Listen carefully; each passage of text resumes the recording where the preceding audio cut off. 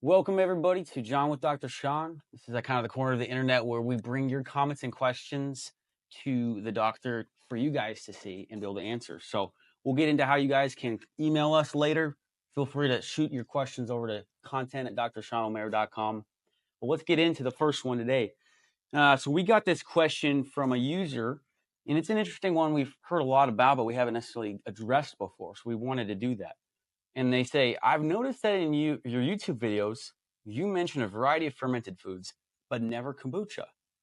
Is there a reason we shouldn't use kombucha as one of our fermented foods? Yeah, so this is a really interesting question, John, and we talked about this because so many of our strategies and a pillar to our strategies is the microbiome. And I'm different than a lot of other doctors because there are a lot of carnivore physicians, which I'm a carnivore physician for sure, meat centered. They're just talking about meat, and the vegan physicians just talk about vegetables. I talk about meat and fermented vegetables and these fermented foods. So I think it's really an important strategy, optimization of the microbiome. But I haven't really talked about kombucha, as this person has shared in this particular question. So let's show a picture of kombucha. So if you want to check out kombucha, store-bought kombucha, you can go to like Whole Foods or Sprouts, which are kind of natural food markets that are national. But the best place to get kombucha, in my opinion, is at a food co-op. So here in Minneapolis, where John and I live, Minneapolis is got tons of food co-ops, and you can just Google food co-op, COOP, near me, and find a food co-op that you can go to. And if you go to them, you'll see a variety of different things. So real quick, one of the reasons why I don't support or encourage my clients to be drinking store-bought kombucha is the sugar content. So for those of you who have gone to stores and have tasted it, how would you describe it real quick? Sweet, sweet. And you know what that means? Sugar. It's got sugar in it. And when you ferment something, it should reduce that sugar. So if you experiment with these, John, and you try the different ones, you'll find that some of them are more sweet than others. And the reason is the length and the conditions behind fermentation. So the longer it ferments, the more reduction of the sugar, and also the conditions. So it's a little bit warmer. It's going those cultures, those bacteria that are fermenting that are going to reduce that sugar more. So Sure. It's the length of fermentation and the time fermentation. So one of the things you can do on the label, you take a look at it, and I don't have a kombucha bottle because we don't get that much of it here. I make my own, but we can use this bottle of kefir, okay? And kefir is fermented, and if you look at this label, you'll see the sugars are quite high in this. But the key to this is it's pre-fermentation. So the reason they do reporting on pre-fermentation is if they reported it post-fermentation, every single batch would be different. So you'd have to test it, and then you got to change that label. And what consumers have no idea is this label is super expensive. If you got to change the label, that is a big headache, and that's a lot of money. So the government allows consumer food products to put pre-fermentation, like yogurts, kefir, kvass, kombucha, these kind of fermented foods, pre-fermentation levels, and then when it gets fermented, it gets reduced. So it's not going to be as much sugar as reported, but it's always going to be different.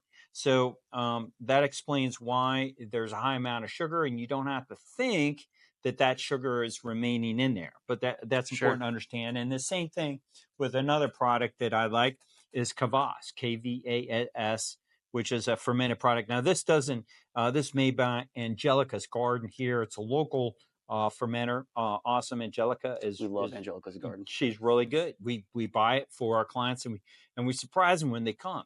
So they get for products of this. So this doesn't have a nutrition label on it, but it's a local fermenter, and so the key is you don't want to be drinking store-bought kombucha. I recommend what you do instead is to make your own kombucha. So here's some pictures. You need a SCOBY. You can just jump on YouTube and Google how do you make your own kombucha, and there are wonderful instructional videos on how to do that you can take. You get a SCOBY, follow those instructions, make your own kombucha, and it's a wonderful practice that you can get excited about doing your own fermentation.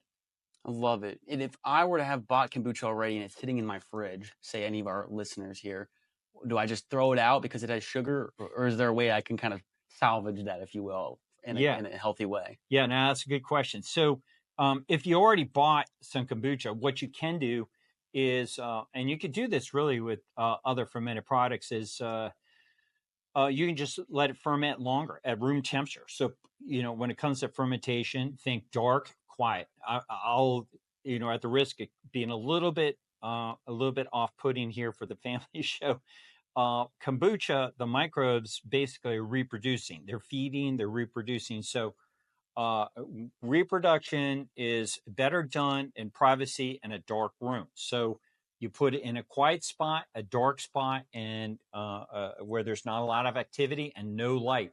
And by the way, see these products here? They're exposed to a lot of light. That light is harmful to those microbes. They reproduce in a dark setting. So when it comes to fermentation, fermented foods, apple cider vinegar, which is a fermented food, and buying kombucha or kvass or anything, reach in the back.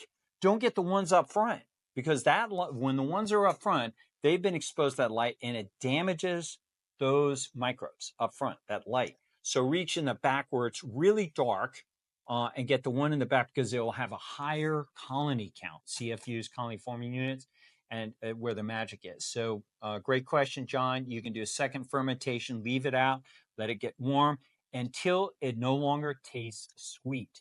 And when I make my own fermentation, this stuff, my kombucha tastes like vinegar, like apple cider vinegar or coconut vinegar. It no longer is sweet because it's reduced that sugar content. That's what you want to go for. Love it.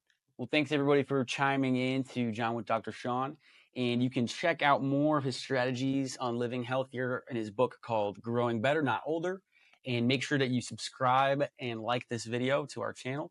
And feel free to share this with other people that maybe drink kombucha back home and help them get healthier and not grow older. So with that said, crush the day, guys. And we look forward to having you guys back on. Feel free to send in your questions, comments, and anything you would want Dr. Sean to comment on. Send it to content@drshanomara.com.